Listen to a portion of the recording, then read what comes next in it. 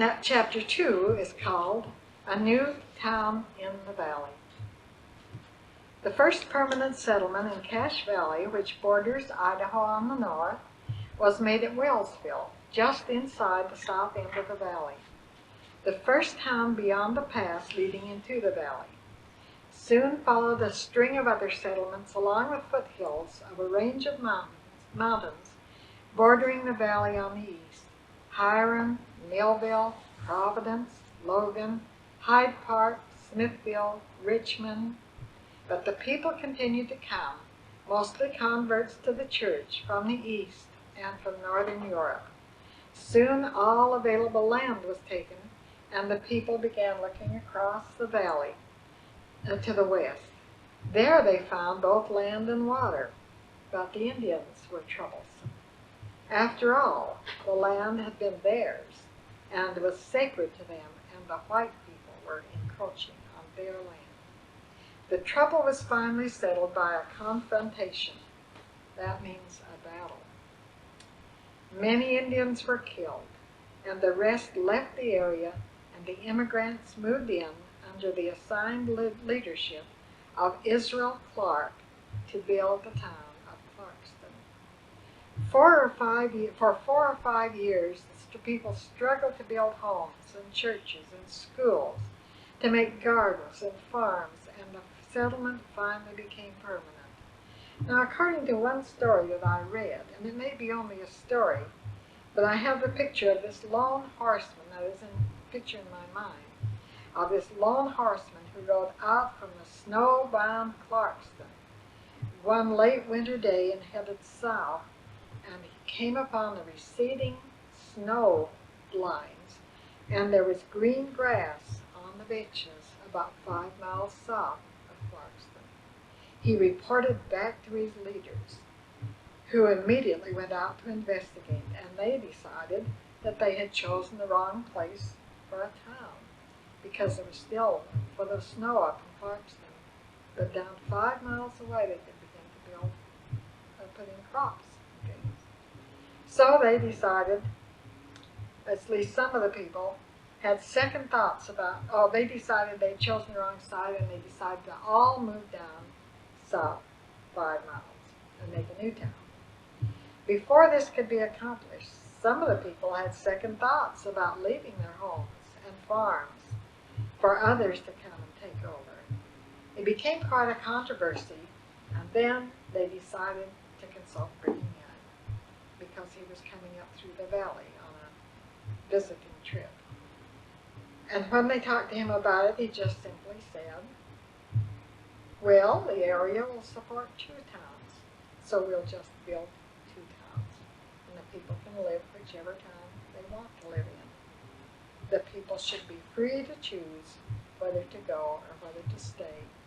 And I guess if I'd been there, I'd have thought, why didn't we think of that? The Mormon pioneers had always been advised by their leaders to live together in towns with their farms on the outskirts, and this would relieve the loneliness of isolation, as well as offer support and cooperation of close neighbors. In addition, churches, schools, stores, and so on could be built in the center of the town within walking distance of most of the homes. In short, as pointed out by Larry Christensen in his History of Newton, the town was established not for personal gain, but for society. And when part of the people elected to stay in Clarkston, their assigned and previously surveyed lots were saved for future settlers. The new town became Newton, and that's where it got its name, for all future time, and was only 35 years old when I was born. And so I was a second-generation inhabitant after the first settlers and founders of the town. In that 35 years, all of the log homes and public buildings had been replaced by nice frame buildings or sturdy rock homes when a rock quarry was discovered just west of town. And that happened in more than one town in Utah. There were rock quarries hard by that they could build rock houses. Since the leadership of the church, both general and local, encouraged people not only to build, but to beautify their homes. Many had lawns and lilac bushes, yellow roses, pansies, and other flowers, and orchards were bearing fruit.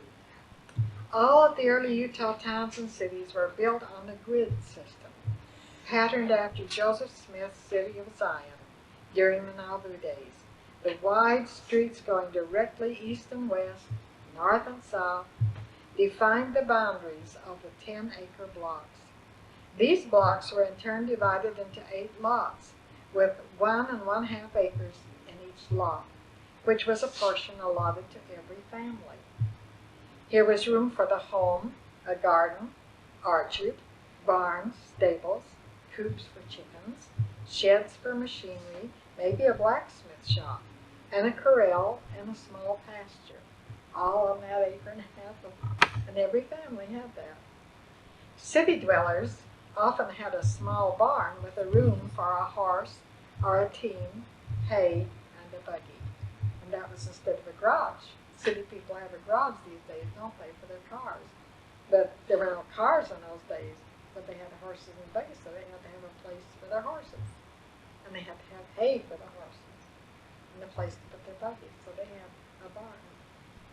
One 10-acre block in the center of town was always set apart for a public square, and here would be the schoolhouse and the meeting house, and on the perimeter across the street were the stores and the business houses. Newton was built on just that kind of a plan. Everything was 4 square. We learned, as we learned to talk and walk and read, the cardinal points of the compass. We soon learned to go 1 block north, 2 blocks west, then turn north to the stores and post office, or cross the street to school. It was also common talk of someone who had gone back east, or up north, or down south, or out west. And that's the way we always talked about it. Our business district comprised of 2 stores and the post office, where Aunt Lizzie was the postmistress, and so it was nice to go there.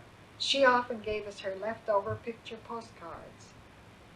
They were samples, or else we got cards through the mail from our aunts and uncles and cousins and so on. And I still have those cards.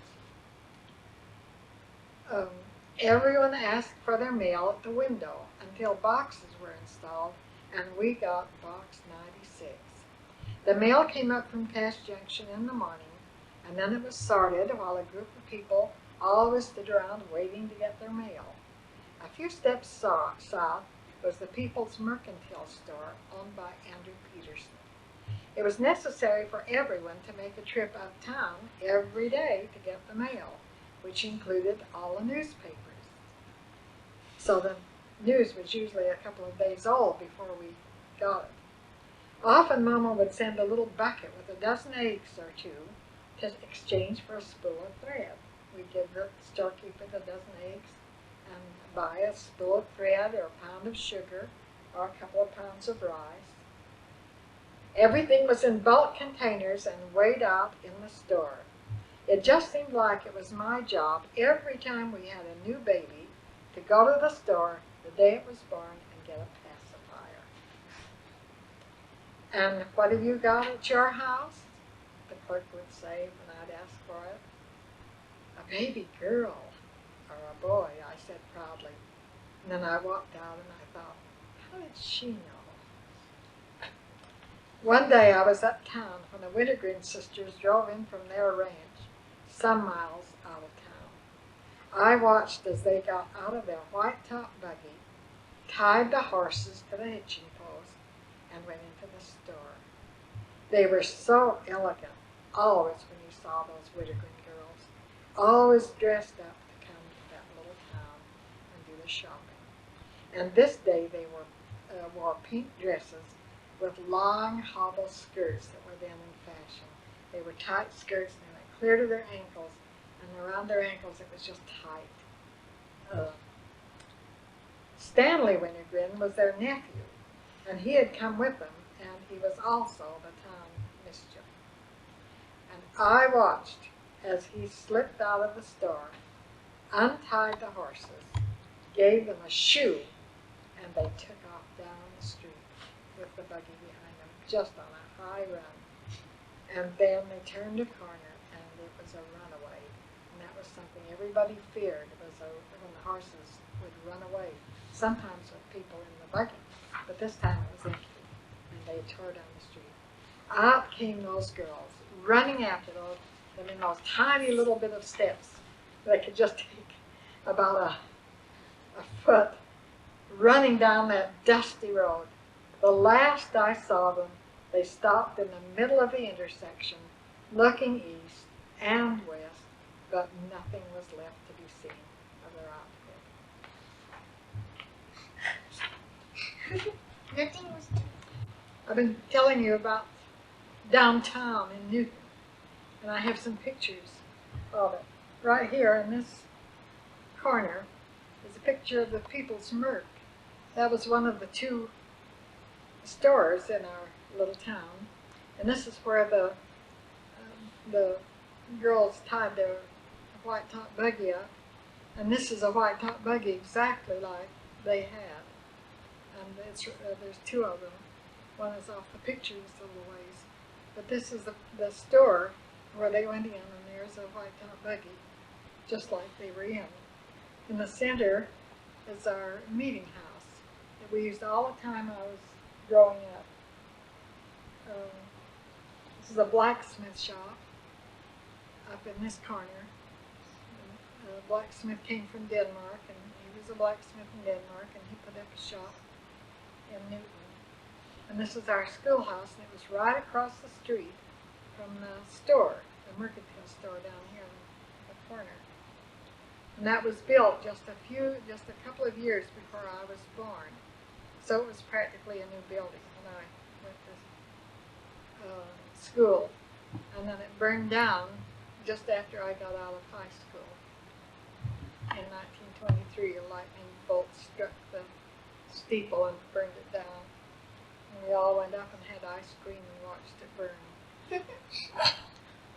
We were supposed to go to a 4th of July dance and have ice cream cones during the dance. But of course we didn't have the dance because the schoolhouse was burning just right close to the church house. And this is the old post office where Aunt Lizzie was postmistress. It looks kind of bad in the picture, but it comes alive when the people are around it, and people are in it. So this is a picture of Newton about the time I was a little girl, and you can see in the picture, can you? The children there, and one of the children has a sunbonnet on. I never did wear a sunbonnet, but this little girl had a sunbonnet on. And you can see a couple of the streets that go east and west. And my grandmother's house, I think that's Grandpa's barn right there.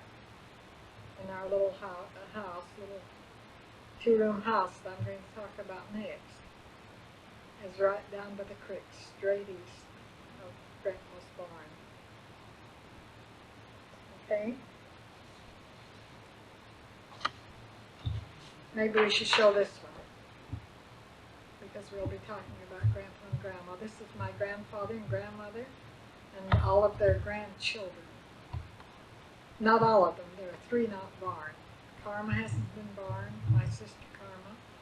My brother Rule hasn't been born, and Mary and Larsen hasn't been born.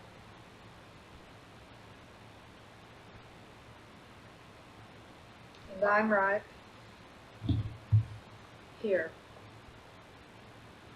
And this is my sister Verda, right here. And Roma, my sister Roma, is on Grandpa's lap. Did you get that?